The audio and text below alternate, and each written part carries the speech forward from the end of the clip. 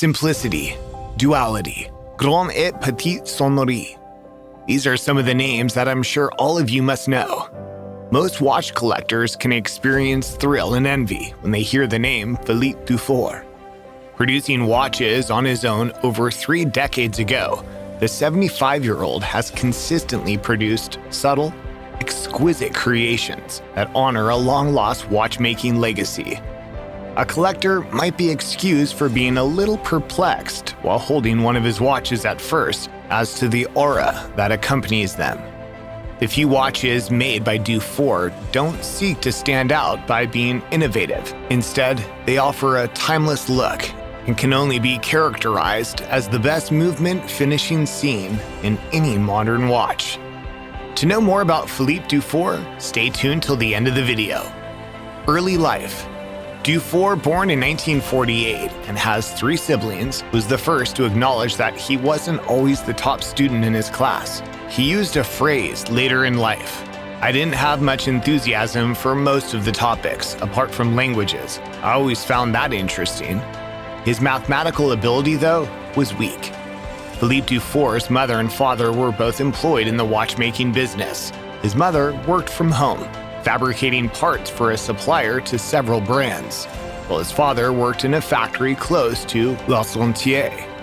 She worked from her house to create the balance and hairsprings pieces, which required intricate manual labor. Even his grandfather was a watchmaker who spent much of his career at Jaeger-LeCoultre and gave Philippe a selection of equipment to use as the only grandchild to follow in his footsteps. At age 15, his parents informed him that he was not suited for college and that, as his older brother was already residing and attending school in Lucerne, he would need to find a career in the Valais. Decision to join watchmaking school. In order to pursue a career in Valais, Dufour proceeded to the École des Horlogeries in Lange Söhne as a result, and he was immediately put through a test to determine his abilities there. His presumptions were confirmed. One could argue that Dufour's poor math skills at the age of 15 were actually quite fortunate for the watch industry. He would have chosen a more conventional job route if he had been more intellectual, and the simplicity and the duality might not have existed. You make your own tools throughout the first several months of watchmaking school. This 3-year adventure was one that Dufour calls wonderful for him. The young Dufour was mesmerized by the very first step when the crown wheel and ratchet wheel mesh and one starts to drive the other. The infatuation with watches had already started. Dufour was achieving academic success. Though he might have had to put in a little more effort in mathematics, he was actually demonstrating his value. There wasn't much he couldn't do, and when it was time to graduate, he was prepared to look outside of the Valais des Jeux watchmaking industry. Dufour's first job. After graduating, he landed a job with Jaeger-LeCoultre. To allow him to travel and broaden his horizons, he asked that a specific clause be added to his first contract that would allow him to work for 1 year at their Paris workshop. Young Dufour looked forward to this encounter with considerable anticipation. He was scheduled to go in 1968. The student riots that year made it unwise to remain in the French capital. Jaeger-LeCoultre made the decision to send Dufour to Germany as a substitute. Dufour was employed in the after-sales division when he was in Germany, where he observed dozens of the company's watches arrive for service. He handled these and began to see a pattern. In particular, there was a pinion that kept breaking with a certain caliber. When he returned to Switzerland, he told his superiors what he had seen and was suggested that the caliber may have had a manufacturing flaw with a particular component. He gave the number 5 when asked how many instances of this wearing out he had seen. This amount was far too modest to cause them any concern. Nevertheless, Dufour was disappointed that nothing had changed. Dufour's next stop, England. Dufour had spent some time in Germany, but his thirst for adventure remained unquenched. The workshop of Jaeger-LeCoultre in Sutton, England, was his next stop. He was employed there for roughly 2 years, during which time he oversaw the watchmaker's training in maintaining the manufacturer's movements. Additionally, it was assigned to special tasks whenever significant items were brought in for repair. Dufour returned to the Valley after spending some time in England to assist in educating the watchmakers at Jaeger-LeCoultre on their most recent movement, the caliber 352. The silliness of Dufour trying to explain a quartz mechanism is very humorous. The watchmaker said it was very simple to grow tired working on this task. He rapidly began looking elsewhere for something else. He noticed a newspaper ad for a watchmaker in the U.S. Virgin Islands. He claims to have left right away for the Caribbean. All the necessary raw materials could be imported at a reasonable price thanks to the St. Croix Island Freeport.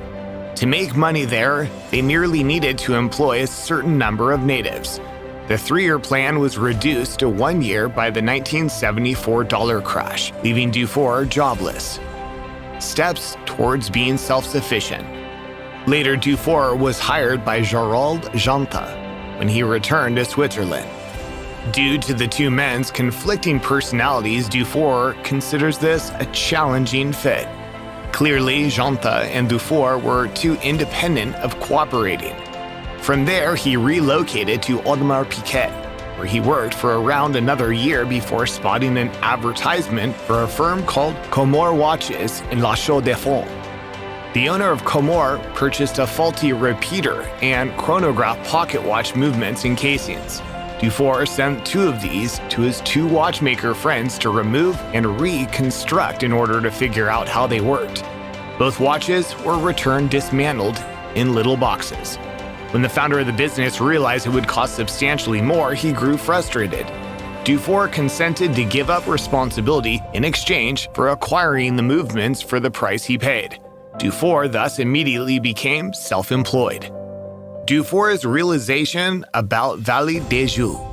He decided to approach auction houses, and Galerie de Horlogerie Ancienne was the first to offer him employment. The setup was straightforward. They'd give him used pocket watches to refurbish before putting them up for auction. Dufour disassembled and examined these watches to understand more about their construction and finishing. He realized that many exquisite pocket timepieces were created in the Vallée des Jeux between 1800 and 1920. It was revealed by Dufour that Jaeger-LeCoultre produced ebouches in 3 different designs for 3 different markets: the Geneva style, the German style, and the British style. These watches featured dent or Broadsham dials, but the Vallée des Jeux produced their movements. Dufour thought his hometown might bring back this vintage watch style. Dufour's first self-manufactured movements. He launched a campaign to enter the watch and movement industries. A Grand Sonnerie Minute repeater was his creation. It was an iconic timepiece. He's shown it to dealers, distributors, and collectors, who all praised him. However, no one placed an order, so a friend advised him to present it to a brand to see if they would hire him to produce some.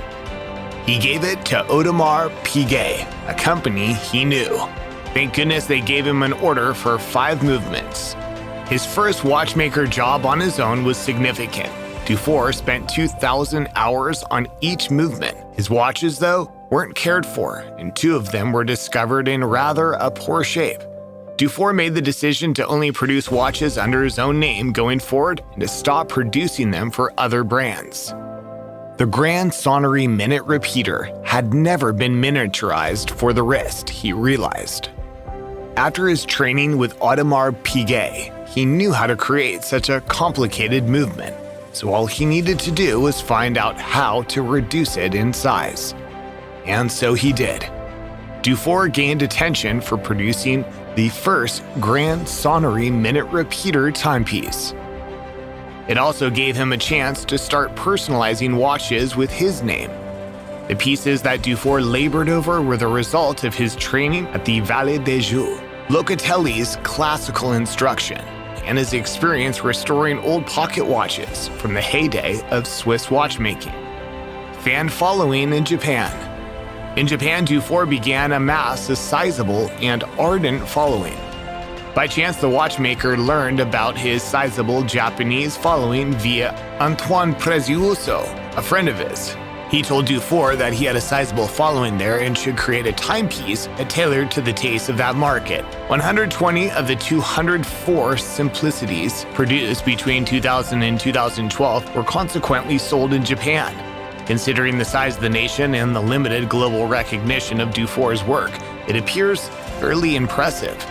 Not only this, another well-known watchmaking brand, Credor Watches, was created at Seiko's Micro Artist Studio in Chiojiri, which was established at the turn of the new millennium as a gathering place for the best watchmakers in the world.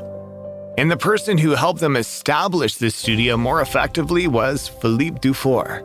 He even helped Seiko lay the groundwork for the most remarkable watchmaking in Japan, and possibly the entire globe, right down to the kind of wood used to clean up movement's beveled edges. Philippe Dufour's life is a testament to the impact that skill, determination, and hard work can have on one's success. Despite facing challenges along the way, Dufour's unwavering commitment to his craft and his high standards resulted in a number of fortuitous opportunities that propelled him to the forefront of the watchmaking industry. Today, he is widely regarded as one of the greatest masters of modern watchmaking, probably the greatest, and his legacy is undeniable.